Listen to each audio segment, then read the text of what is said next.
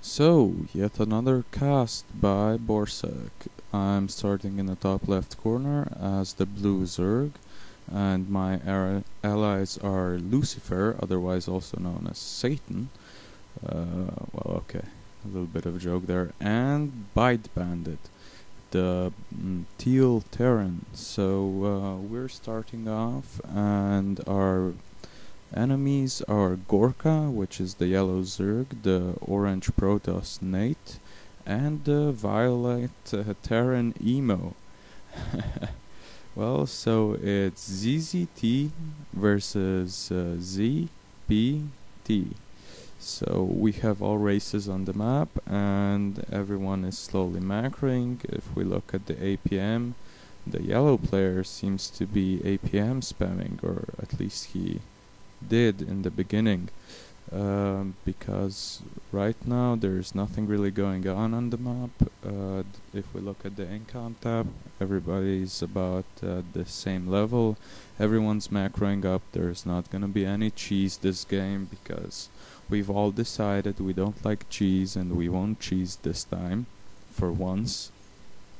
So in any case, macroing up, still waiting for something to happen. The Terran is slowly making a wall, the purple Terran Emo, and he's got his first refinery, as do most people. I went a standard 14 pool, and apparently so did Lucifer, although his is a little bit delayed, a little bit after mine, but still everything seems to have worked out. And Bite Bandit has decided not to wall off, actually. He is slowly walling off with supply depots and isn't using his barracks as part of the wall, which is very doable in his position because you can place the barracks here and still get an add-on.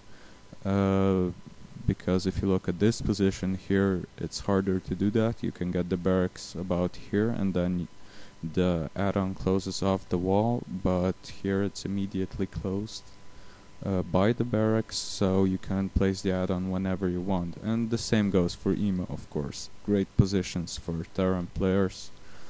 And we can see that there's a little bit of worker war going on right here, but nothing too important actually. Lucifer's drone is just being chased off, and he's also going to scout Emo. Unfortunately, we don't know what the Zerg player is up to, but well, we'll find out soon, because if I remember correctly, I'll soon send the Zergling scout down there.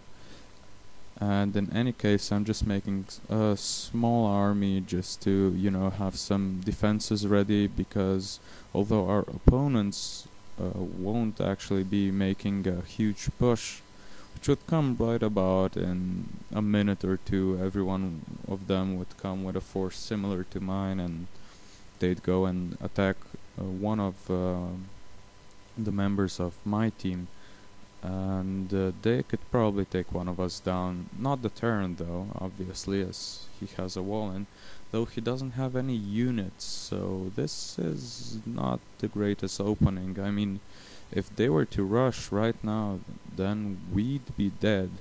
And as you can see, Emo is also walled off, and the Protoss player has decided to make a wall of gateways, and he's slowly making units. There's his first zealot, which is probably going to go down. I believe I spotted, but it doesn't get taken out yet, because scouting at this point is more important. And I see that Gorka is making 2 spine crawlers. His spawning pool is up, and I also saw that he had an expansion going. If you check out my view right there, I've also scouted the Protoss, and I can see that he's going the standard 4-gate build, but we don't know much about the Terran player. Now, as I see down here, I can see some zealots, and I'm going to be killing this probe, and I'll soon take on the zealots, I think, yes. Just to keep, you know, pressure on our enemies, to have some middle control. And right now my APM is probably... No, it's actually the same as always, seeing as this is just a minor battle. So it's 100, whatever. Now, if we look at the income tab again, we can see that I'm ahead about as much as the red Zerg, and the yellow Zerg is actually behind us in income, but he has more defenses. Basically, I just have 2 lings at this moment. Okay, 3 lings, and the red player has basically nothing at this moment, but he's building a spire, so he's stacking, and he's only now expanding, which is very late. But meanwhile, I'm not doing much with my expansion. I mean, it's just I've massed these Zerglings so I can attack and take the middle. I'm taking out Zealots, which wasn't the best choice because I could have taken the Marines out sooner and I would have gotten away with less damage done to my units, but it's not that important. They're just Zerglings. They're cannon fodder anyway, so... Okay, this goes, and some stalkers come. Now, you know how much I love stalkers if I have Zerglings. I mean, I absolutely love them because they just die to Zerglings. I mean, not right now because these Zerglings are going around to scout again to see what's going on, and there's obviously some kind of queen build here. Now, I'm really just sacrificing these Zerglings for fun because I'm going to start making other units, and these lings are really not worth paying too much attention to because they die very quickly as the insects they are. In any case, my expansion and my main is currently stacked with eggs, so I'm about to produce a lot of Zerglings yet again. And a Hydralisk then is going up for me, and so is a Roach Warren. My ally Lucifer already has a few Mutalisks out, while our Terran ally isn't doing much. Actually, he tried harassing this Terran, but his harassment has been very, very good from the beginning because he was able to make so much damage and distract our opponents, so they started chasing these Reapers, and yes, they're going to go down most probably because he has absolutely nothing to defend his base with. I mean, tanks, come on, they're useless. So these mutas are quite useful here, but again, Lucifer comes, saves the day with his mutas, and chases them off. Okay, so he was able to keep his army. Meanwhile, I attacked the middle again as my opponents are out of position, and I managed to cause quite a lot of damage. Now, I'm not sure if going into this base is the best idea, but we'll see how it works out. Currently, I have saturated my natural, although I'm still lacking a lot of gas. As you can see, I've made 2 extractors and have no drones harvesting them. Right now, these mutas are trying to take out and do as much damage as possible here, trying to take out whatever they can, so perhaps we can even the field, seeing as there are only spine crawlers here. So sunken colonies for those who played StarCraft 1. In any case, oh, some corruptors. These are going to make minced meat out of these mutas. So I'm sorry, mutas, it's time to go. The corruptors have decided to end your little feast. And Gorka is also making more flying units, so it seems to be flying units only for him. Oh, trying to kill this overlord, and it didn't die. But the mutas did, so that's one nice thing. Not for us, but for the viewers, definitely. In any case, more armies coming into the middle. Our opposition is actually... Gorka is starting to harass with mutas, and as you can see, I only have 2 Hydralisks, so I'm going to have a tough time fending these guys off. But right now, I have 5 hydras, but unfortunately they're very very slow. And mutas are great as harassment units, and what I should be doing, what I should have done a long time ago, is place some spore crawlers on my expansion and in my main, because otherwise queen's plain old die. Okay, she's taken out a single muta and almost killed another, but still mutas versus queens. Queens are pretty cheap versus mutas.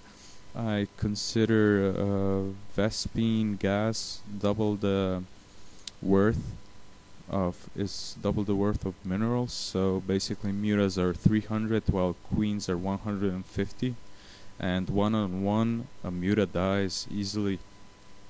So here you can see our foes are actually proceeding to massacre my remaining overlords.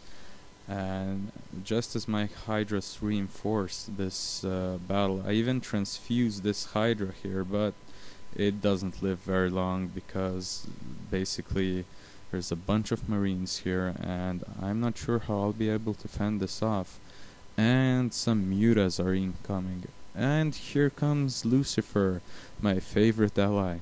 And he seems to have burrowed around all of these marines and is taking them out immediately now. But unfortunately for him, the mutas have arrived, and right now all Emo can do is back into a corner and cry.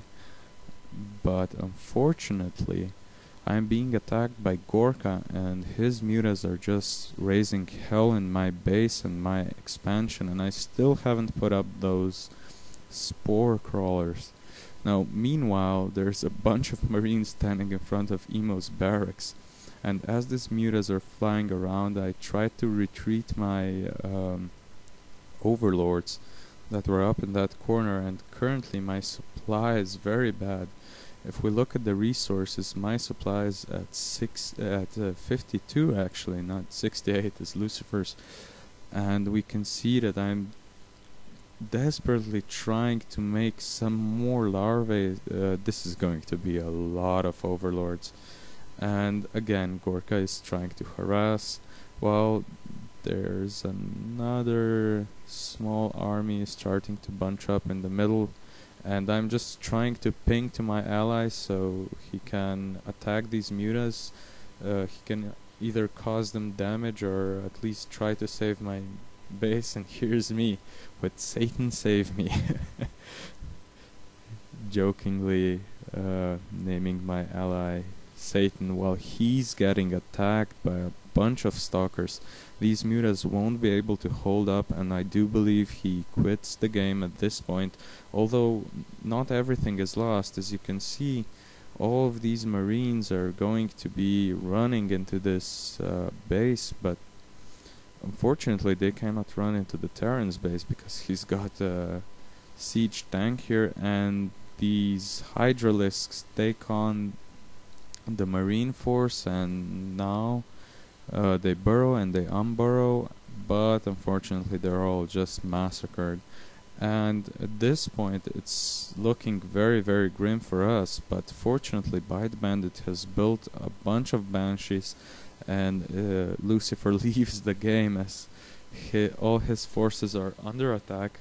But meanwhile I've made a small army of hydralisks and I'm sending them to reinforce this base, because basically if they're gonna beat us they better destroy every last building.